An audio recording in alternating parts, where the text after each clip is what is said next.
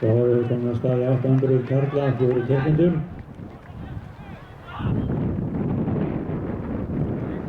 Kúlvarkarla í gangi og skjótkvenna. Og Englukast kvenna í renni.